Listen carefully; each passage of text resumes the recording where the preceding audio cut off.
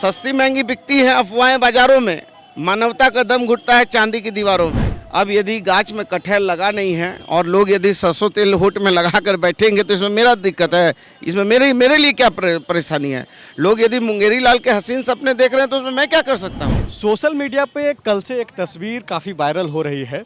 उस तस्वीर में मंत्री बन्ना गुप्ता हैं और पूर्व मुख्यमंत्री रघुवर दास हैं।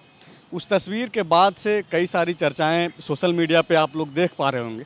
बन्ना गुप्ता जी मेरे साथ हैं, क्या है उस तस्वीर में ऐसा? भाई मुझे ये समझ में नहीं आता, लोकतंत्र में विचारों का मतांतर होना स्वस्थ लोकतंत्र की पहचान है। विचारों का मतांतर होना चाहिए, लेकिन मन में विद्वेष, राग, एक दूसरे के प्रति नफरत नहीं होनी चाहिए। राजनीति प्रेम विश्वास की चीज़ है, राजनीति समृद्धि की चीज़ है, राजनीति इस लोकतंत्र की जान है।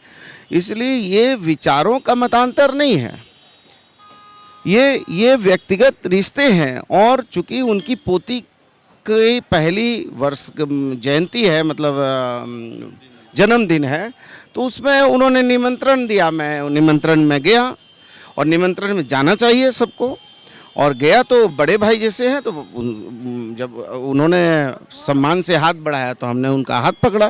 तो ये तो एक अच्छी परंपरा है। विचारों में मतांतर होना चाहिए, व्यक्तिगत मतांतर नहीं होना चाहिए। और राजनीति में ज़रूर होना चाहिए। यदि मान लीजिए कि बीजेपी का ही आदमी है या कोई मेरा विरोधी है, यदि रोड में सर में चक्कर खा के गिरेगा तो हम उसको अपने गाड़ी में बैठा के नहीं ले जाएंगे अस्पताल में? बिल्कुल ले जाएंगे। पहले मानवीय दृष्टिकोण है, और मेरे लिए सबसे पहले माँ भारती है। माँ भारती के बाद मेरी पार्टी है, और मेरी पार्टी के बाद जो है कुछ चीज़ है। इसलिए राजनीति में ये सब बहुत छोटी चीज़ है।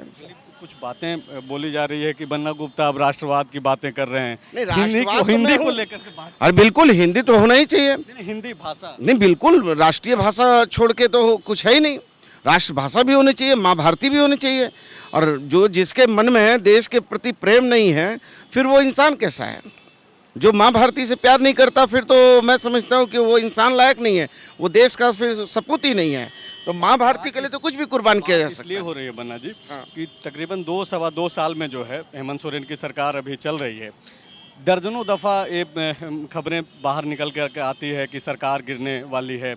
तो इसके बाद अगर ऐसी तस्वीरें आती हैं तो लोग चर्चा करने लगते हैं। नहीं, बिल्कुल। देखिए, अब 3 बाई इलेक्शन हुए और तीनों बाई इलेक्शन में मजबूती से जो है हम लोगों ने चुनाव जीता है।